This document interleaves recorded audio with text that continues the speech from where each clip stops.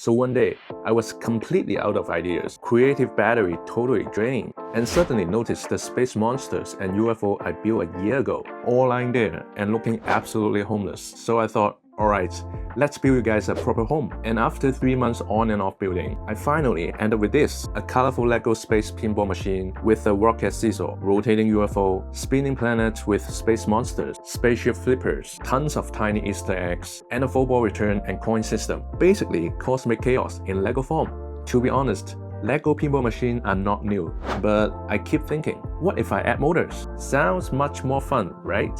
This build was another project I made for Lego social media channel, and today I will show you all the mechanisms, design challenges, and the many why is this not working moments along the way. Alright, strap in, let's start our space mission.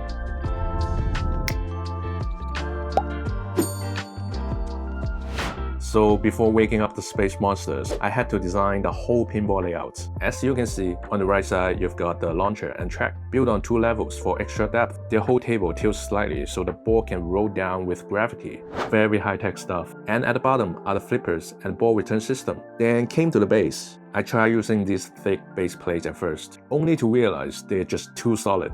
Since this build needs tons of holes and axles for all the mechanisms, I switched to a stacked brick method instead. The good news is, I can hide all the technical holes and route all the gears underneath. The bad news is, it took ages to build. You may question your life choices once or twice. To keep the base from looking boring, I added colorful gradients to mimic a little Lego galaxy. Right in the center is my favorite part, the rocket seesaw. With a simple technique element and a frictionless pin, the ball drops onto the top of the rocket, pushes down, and the rocket pops back up thanks to gravity. I know, makes zero sense, but it's surprisingly fun.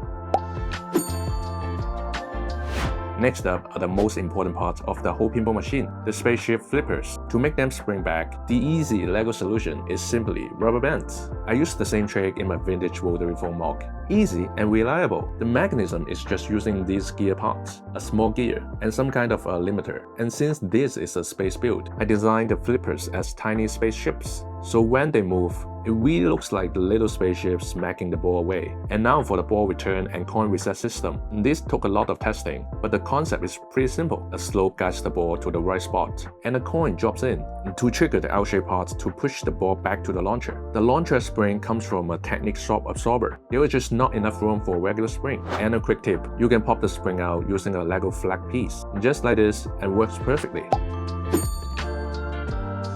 Next, the space monster mechanisms. At first, I wanted to use the same simple ramps like this, but that just fell too plain. So I added a tiny lever system, kind of like those tooth knockover game. Now when the ball hits a monster, it tilts to a new angle and sends the ball to a totally random path. Be honest, you kind of want to smack these little monsters too, right? Just like I mentioned earlier, the special thing about this pinball machine is the motorized feature. Once the main structure was done, the next challenge was figuring out how to make the 2 space monsters and the UFO move together. The idea was simple. The motor sits at the back, so I used a main axle to drive everything. Since the UFO is the heaviest, I mount it directly on the main axle, so it gets the strongest, most stable rotation. Then I split the power to the 2 monsters, connected with a 90-degree converter. There are many ways to do a 90-degree turn, but here I used the one that locks directly into the base, because nobody wants these monsters flying off when they are spinning. Once all the main mechanisms were done, the whole thing still felt a bit empty.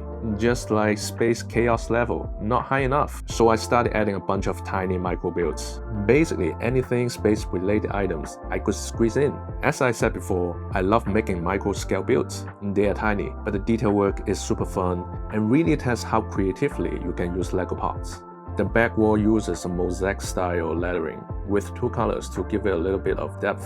There is a trick to lettering in Lego. It's usually best to use odd numbers like 3 or 5 studs. It's easier so you can shape the middle of the letters. And my favorite detail here is the rocket. I used the rocket guy from the CMF series, removed the minifig, kept the rocket, and built the launch smoke underneath. With these ice cream pieces, it instantly looks like liftoff. And of course, you can't have a space theme without floating astronaut. Once he's hanging there, the pinball machine finally feels complete. As many of you might know, I have been really focused on mechanical and motorized builds these past few years. And this pinball machine really feels like the perfect mix of functionality and pure fun. It took quite a while to finish, but the process reminded me why I love LEGO in the first place. Designing, testing, failing, rebuilding, and finding tiny breakthroughs every time. If you enjoy motorized or mechanism-heavy MOCs, let me know in the comments what theme you want to see next. Who knows, your idea might inspire my next build. And of course, don't forget to like and subscribe, and ring the little bell so you won't miss my future projects. I will see you in the next one. Bye.